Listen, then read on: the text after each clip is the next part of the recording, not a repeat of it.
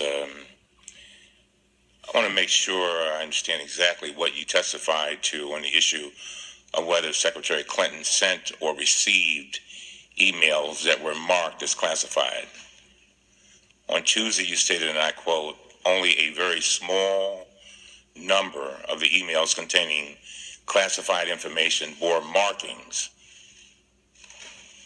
and I emphasize bore markings, indicating the presence of classified information, end of quote. Republicans have pounced on this statement as evidence that Secretary Clinton lied. But today, we learned some significant new facts, and I hope the press listens to this. First, you clarified that you were talking about only 3 emails out of 30,000 your office reviewed. Is that right? 3, yes. 3 out of 30,000. Is that right?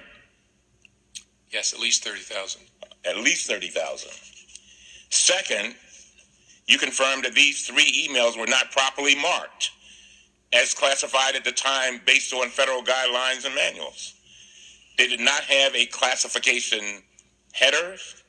They did not list the original classifier, the agency, office of origin, reason for classification, or date for declassification.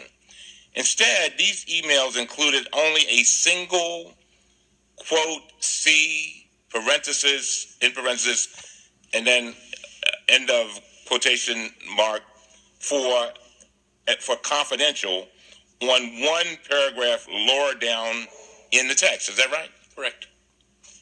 Third, you testified that based on these facts, it would have been a, quote, reasonable inference for Secretary Clinton to, quote, immediately, end of quote, conclude that these emails were not, in fact, classified.